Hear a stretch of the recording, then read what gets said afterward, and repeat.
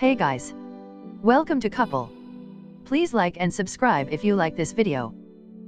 Michael Cohen reportedly likes to compare himself to Tom Hagen, the genteel mob lawyer portrayed by Robert Duvall in The Godfather. In reality, though, Cohen has none of Hagen's reserved competence. While you might have looked at President Trump's personal lawyer and seen an overeager nincompoop, the kind of person who issues comical threats to journalists, I'm warning you, tread very effing lightly, because what I'm going to do to you is going to be effing disgusting, and offers up slavish loyalty pledges. I will always protect our POTUS. Cohen seems to fashion himself a ruthless underboss who inspires fear and awe.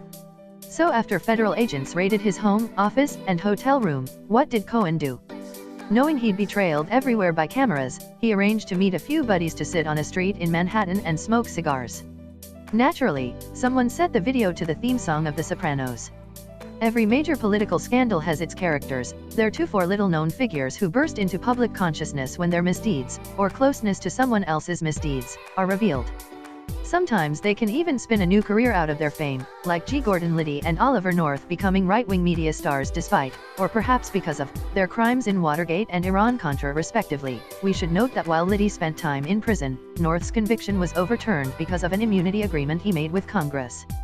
But even among those characters, your Linda Tripp, your Fawn Hall, your Howard Hunt, there's something special about Michael Cohen. And that tells us something about his boss, too. Maybe it's his hangdog meme, but until recently it was hard to picture Cohen as anything but a tough guy wannabe who never would be. Yet each day seems to bring a new development linking Cohen to people and events that push the Trump administration's central scandal. Maybe we could call it Russia Plus, since it reaches beyond Russia farther along. Wherever this crazy story goes, Michael Cohen seems to be there. First, Cohen claimed that he personally paid adult film actress Stormy Daniels $130,000 to keep quiet her alleged affair with Trump. Then there was former Playboy model Karen McDougal, who was paid $150,000 by American Media, Inc., parent company of the National Enquirer. McDougal alleges that her then lawyer was secretly in communication with Cohen, working not for her interests but Trump's. Then there was another payment by Ami, of $30,000 to a doorman to keep quiet about a rumor he heard that Trump had fathered a child with one of his housekeepers. Cohen confirmed that he was in communication with Ami while the negotiations were underway. Then there was GOP donor Elliot Briady, who paid $1.6 million to a different Playboy model whom he impregnated, to buy her silence. The deal was arranged by Michael Cohen. And in a weird and possibly illegal twist, the lawyer representing Daniels, McDougal, and Playboy model number 2 was the same person, Keith Davidson. He and Cohen seemed to have had a tidy little arrangement going, where everything stayed quiet and they reaped generous fees. But that's not all. Last week McClatchy reported that special counsel Robert Mueller has evidence that Cohen traveled to Prague during the 2016 campaign, possibly to meet with representatives of the Russian government.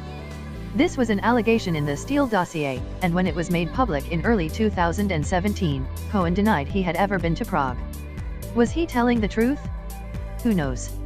And just to make things extra interesting, in legal proceedings over evidence seized in the raid of Cohen's office, home, and hotel room, Cohen was forced against his will to name his 3 legal clients, Trump, Briady, and none other than Fox News host Sean Hannity, who had used his show to vigorously condemn the raid on Cohen.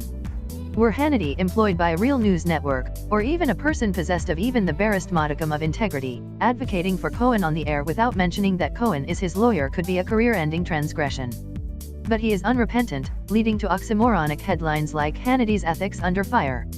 Hannity and Cohen are in an extremely uncomfortable position. Cohen insists that any communication with Hannity should fall under attorney-client privilege and so should be off-limits to prosecutors, but Hannity insists that Cohen wasn't really his lawyer, just a friend he sometimes called for advice on real estate. But it's worth remembering that the raid would never have happened had Robert Mueller and the U.S. Attorney's Office in New York not been able to demonstrate to the Justice Department and to a judge that there was a high likelihood that the search would produce evidence that Cohen had committed crimes. As the movies have taught us, sooner or later the mobster always pays the price, either with a hail of bullets or a one-way trip to the slammer. While some of those Russian oligarchs are pretty scary, it's hard to imagine any of them will send a team to rub Michael Cohen out. But prison? That could definitely be in Michael Cohen's future. Unless, that is, he decides to tell what he knows about Trump's business dealings. And he knows an awful lot either way. When we look back on this scandal, we're probably going to say that the most colorful character, other than Trump himself, was Michael Cohen. He has already reserved his place in history.